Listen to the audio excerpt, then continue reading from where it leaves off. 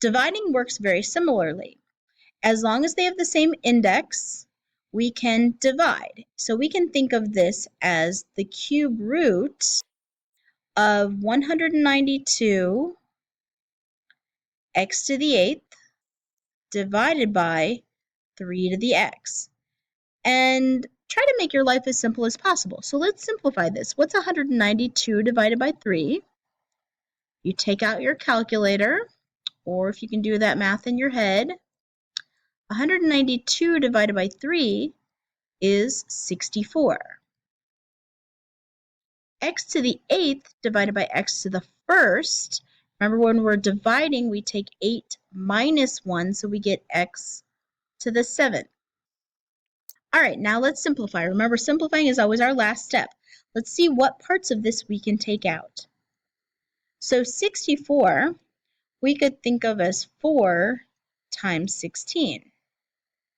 And 16 is also 4 times 4, which means that 64 we could rewrite as 4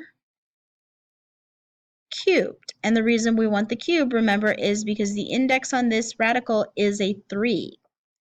All right, how many times will 3 go into 7? It'll go in 2 times. So that's x squared to the 3rd power. That third, again, comes from here. 2 times 3 is 6. We're left with 1 x underneath the radical. Okay, so remember, anything that's in parentheses, we're going to take out. So I can pull out a 4.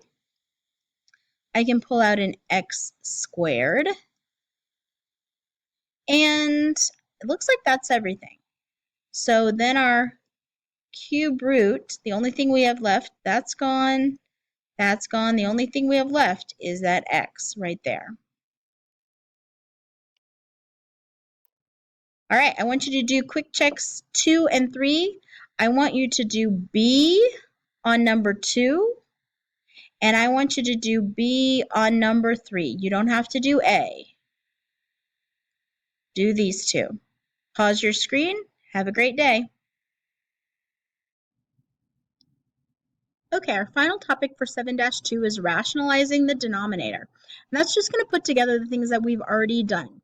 Rationalizing the denominator just means that this square root in the denominator, we don't like to see a square root or a cube root or any sort of root in the denominator. So we want to make this a whole number. The way that we're going to do this is we can think of this as the square root of 3 over 5. And if we multiply this bottom part by the square root of 5, the square root of 5 times the square root of 5 would be the square root of 25, which would just be 5, which would give us the whole number that we're looking for. But if we just multiply the denominator by the square root of 5, that's going to make this fraction not the same value as what it was before. So whatever we do to the bottom, we got to do to the top. So over here, we have everything's already underneath the square root, so I'm not going to write the square root symbol. This is 5 times 5. If I multiply the bottom by 5, I need to multiply the numerator by 5.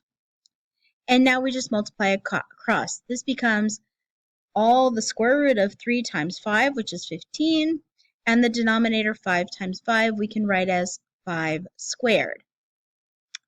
If we split this back up, we get the numerator is the square root of 15. And what's the square root of 5 squared? Well, the square root and the square cancel, so that's just 5. So this fraction right here and this fraction right here, whoops, sorry about that, have the same value. The only difference is that it's just sort of a notational thing. We don't like to see a radical in the denominator. So that's all we did was rationalize it. We got a whole number to be in the denominator. All right, I want you to try these 2 quick checks on your own. Pay attention particularly to this one. We're going to go over this in class, but I want you to try this one on your own. Have a great day.